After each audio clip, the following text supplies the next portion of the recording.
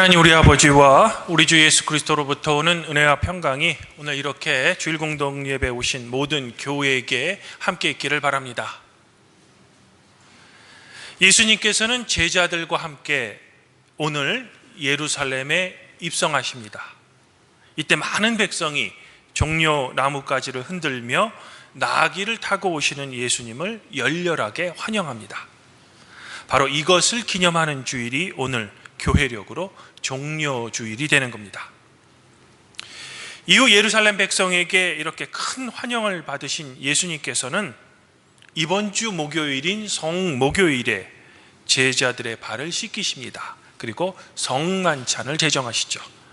그리고 금요일 새벽에 가룟 유다가 데려온 일련의 사람들에 의해 붙잡히시고 밤새 불의한 재판을 받으시다가 금요일 오후 3시쯤 드디어 운명하시는 겁니다. 오늘 복음서 말씀은 예수님께서 이렇게 붙잡히신 후에 당시 유다를 다스리던 총독 빌라도와 갈릴리의 실질적인 통치자인 헤롯에게 신문받고 마침내 당시 사형 집행권이 있었던 로마 총독 빌라도에 의해 십자가형을 선고받은 후 골고다에서 죽임을 당하신다는 것이 주된 내용입니다. 그런데 여기서 우리를 더욱 안타깝게 하는 점은 예수님을 따르던 제자들은 다 도망치고요, 평상시 예수님을 쫓던 사람들 중에 예수님을 장사할 사람이 아무도 없었다는 그런 사실입니다. 하긴 예나 지금이나 우리 사회에는 이 권력이 있을 때는 그저 앞에서만 아부하다가 자기가 위험해지면 도망치는 사람들은 항상 있기 마련이죠. 그런데 이때 전혀 예상하지 못한 유대 공의회원인 요셉이 빌라도를 찾아와 감히 예수의 장사를 위해 시체를 달라라고 요청했다는 겁니다. 사랑하는 성도 여러분, 이렇듯 오늘 말씀에는 당시 사회적으로 책임이 있는 3명의 지도자가 등장합니다. 첫 번째는 로마 총독 빌라도, 두 번째는 실질적인 갈릴리의 통치자인 헤롯 왕, 마지막으로는 유다 사회의 지도층인 공의회원 요셉, 이렇게 3명이 등장합니다. 그러면 이 3명의 지도자는 백성들에 의해 끌려온 예수님을 향해 어떤 행동을 각각 했을까? 가장 먼저 빌라도는요, 예수님에게 실증적인 죄가 없다는 사실을 충분히 인지합니다. 그럼에도 빌라도는 예수님에게 무죄를 감히 선언하지 못합니다. 왜냐하면 빌라도에게는 진리보다는 총독의 자리를 유지하는 것이 더 중요했기 때문이죠. 이런 이유로 요한복음에 예수님께서 빌라도를 향해 내가 진리를 증언하기 위해 이 세상에 왔습니다 라고 말할 때 빌라도는 오히려 예수님께 진리가 무엇이냐 라고 물었다는 겁니다. 즉 로마인이었던 빌라도는 진리를 위해 죽겠다라는 예수님의 태도를 전혀 이해할 수 없었던 겁니다. 왜냐하면 빌라도는 진리가 아닌 자기의 성공 그리고 자기의 권력을 위해 살아온 전형적인 인물이기 때문입니다. 즉 빌라도 생각에는 세상을 뒤흔들, 그리고 사람들이 나에게 허리를 굽히는 권력을 잡기 위해 죽으면 죽었지 진리를 위해 죽겠다니, 아마 빌라도의 눈에는 예수님의 태도가 매우 어리석어 보였을 겁니다. 이제 두 번째 인물, 갈릴리의 실질적인 지도자인 헤롯을 살펴봅시다. 헤롯 또한 빌라도와 마찬가지로 진리에는 전혀 관심이 없습니다. 예수님을 모욕하고 희롱할 따름이죠. 더욱이 그는 최종 판결을 빌라도에게 미룹니다. 즉 빌라도는 헤롯에게, 헤롯은 빌라도에게 예수님에 대한 판결을 서로 미룰 뿐입니다. 이런 의미로 12절에 헤롯과 빌라도는 전에는 원수였지만 당일에는 서로 친구가 되었다라고 기록하고 있는 겁니다. 즉 진리를 저버리고 서로의 책임을 미루며 그저 자신의 자리만 지킨 이들의 비겁함으로 이제는 서로 친구가 되었다라는 그런 의미입니다. 그러나 유대 공의회원인 요셉의 태도는 이 두 명의 지도자와는 완전히 달랐습니다. 감히 아무도 나서지 못할 때 빌라도를 찾아가 담대하게 예수의 시체를 주십시오 라고 요청했다는 겁니다. 분명히 아리마대 요셉도 유대 공의회원으로서 빌라도와 헤롯처럼 당시 사회적인 지위, 부, 그리고 권력이 있었을 겁니다. 그럼에도 요셉은 자기가 소유한 사회적인 힘보다는 예수라는 진리를 선택한 겁니다. 아마 예측하건대 아리마대 요셉은 예수님의 시체를 장사한 후 더 이상 유대 공의회원으로서의 지위 그리고 그의 부를 잃었을 겁니다. 하지만 그는 진리를 위해서라면 이런 사회적 지위를 잃어버리는 것쯤은 두려워하지 않았던 거죠. 경건주의의 아버지인 슈페너의 제자 프랑케는 아리마대 요셉이 감히 이렇게 할 수 있었던 진정한 이유는 그가 사람을 두려워하지 않고 하나님을 진정 두려워했기 때문이라고 평가하고 있습니다. 요즘 유튜브에서 사람들 간에 매우 화제가 되는 영상이 하나 있습니다. 그것은 6년 전 문영배 헌법재판관의 청문회 때 그가 한 대답, 그리고 그가 왜 그런 대답을 했는지에 대한 뒷이야기입니다. 먼저 6년 전 헌법재판관 인사청문회 때 한 의원이 문영배 후보자에게 이렇게 질문했습니다. 내가 살펴보니까 헌법재판관들의 평균 재산은 약 20억 정도이다. 그런데 후보자의 신고 재산은 약 4억 원 정도이다. 혹시 무슨 특별한 이유라도 있는가? 라고 말입니다. 이에 대해 문 후보자는 결혼할 때 다짐한 것이 있습니다. 그것은 재판관으로서 평균인의 삶에서 벗어나지 않아야겠다라는 그런 생각입니다. 우리나라 가구당 평균 재산이 약 3억 원 남짓인데 본인은 이를 조금 넘은 4억 원이어서 지금 반성하고 있다라고 덧붙이고 있습니다. 사실 고위공직자로서 평균인의 삶을 유지한다는 것은 상당히 그리고 매우 중요한 개념입니다. 왜냐하면 일반 시민의 삶을 이해해야만 법과 상식에 근거한 올바른 법의 판단을 할 수 있기 때문입니다. 예를 들면 1등석만 타는 부자들은 결코 이코노미석에 앉는 일반 시민의 삶, 그리고 그들이 무슨 생각을 하는지 결코 이해할 수 없습니다. 그러면 문영배 재판관은 특권층이라고도 할 수 있는 헌법재판관으로서 왜 평균인의 삶에서 벗어나지 않아야겠다라는 그런 생각을 했을까? 문 재판관은 가난한 집에서 태어났다고 합니다.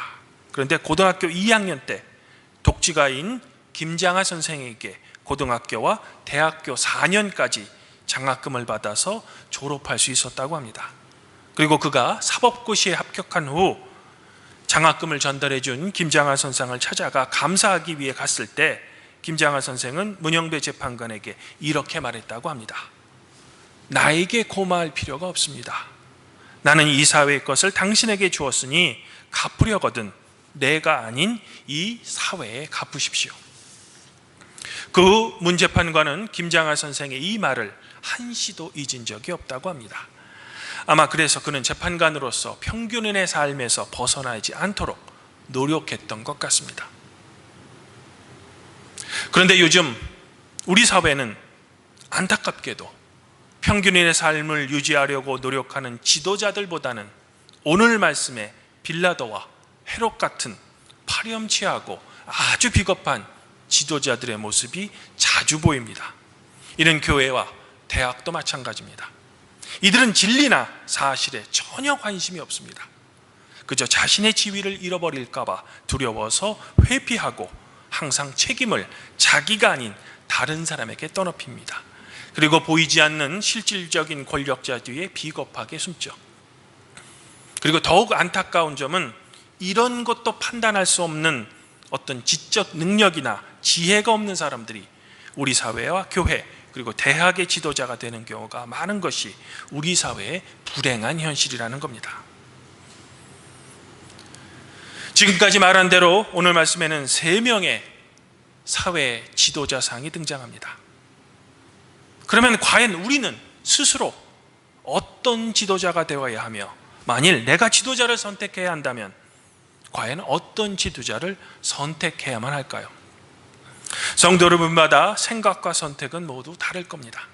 그럼에도 감히 저는 아리마대 요셉과 같은 지도자가 되도록 노력하며, 또한 지도자를 선택해야 한다면 요셉 같은 지도자를 선택할 것 같습니다. 유명한 디트리트 본 회퍼 목사님은 십자가에 달리신 예수님의 모습은 이 세상의 성공지향적인 모든 생각을 무기력하게 만든다고 말한 적이 있습니다.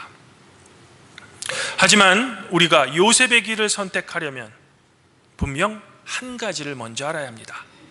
그것은 우리가 아리마대 요셉의 길을 선택하는 그 순간 우리는 사도 바울이 말한 우리의 십자가를 선택하게 되는 겁니다. 즉 고난의 길을 걸어야만 한다는 거죠.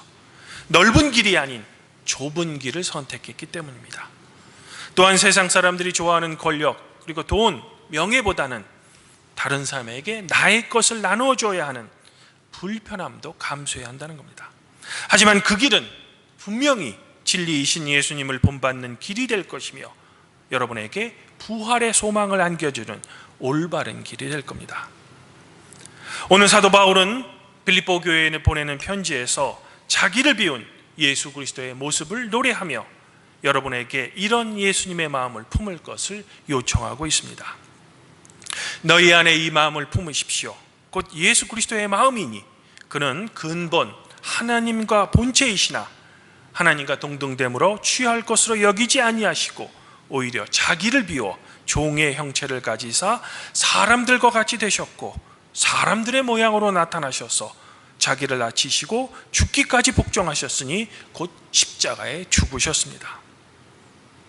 사도 바울은 이렇게 하나님께 순종하며 자기를 비우고 완전히 낮춰서 십자가에 달리신 예수님을 하나님께서는 과연 어떻게 대우하셨는지를 이렇게 덧붙입니다.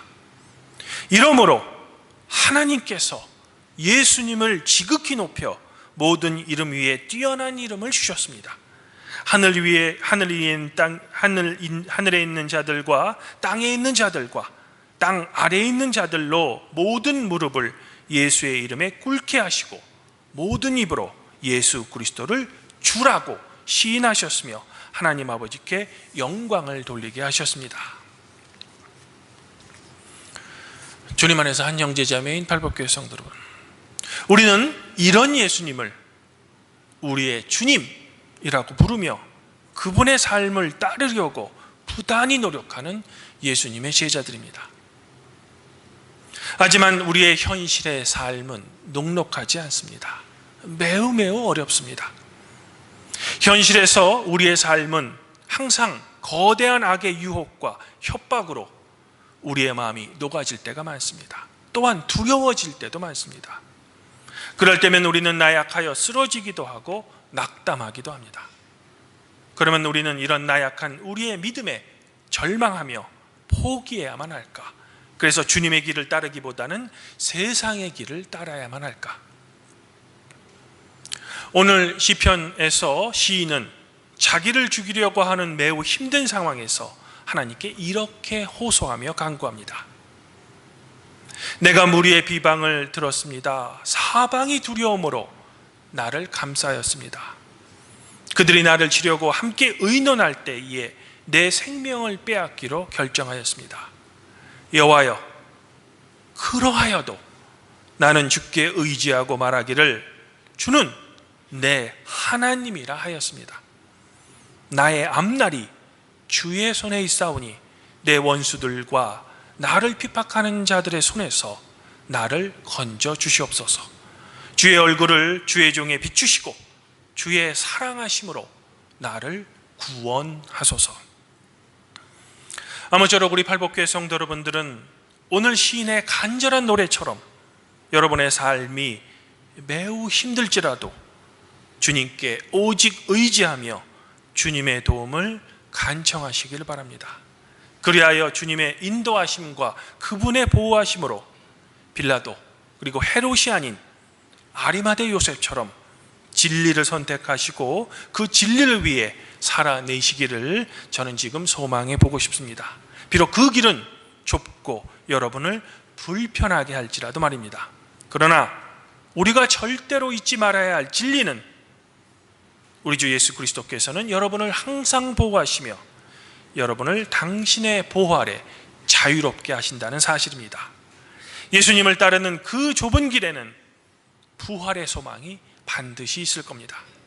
이렇듯 진리를 따르는 우리 팔복교회 성도 여러분들 자신과 여러분의 가족 구성원 모두 위에 성삼위 하나님의 놀라운 은총 그리고 따뜻한 격려가 항상 충만하기를 성부와 성령과 함께 여러분을 위해 죽으신 성자 우리 주 예수 그리스도 이름으로 간절히 축원드립니다. 그리하면 모든 지각에 뛰어나신 하나님의 평강이 그리스도 예수 안에서 성도 여러분들의 마음과 생각을 지켜주실 것입니다.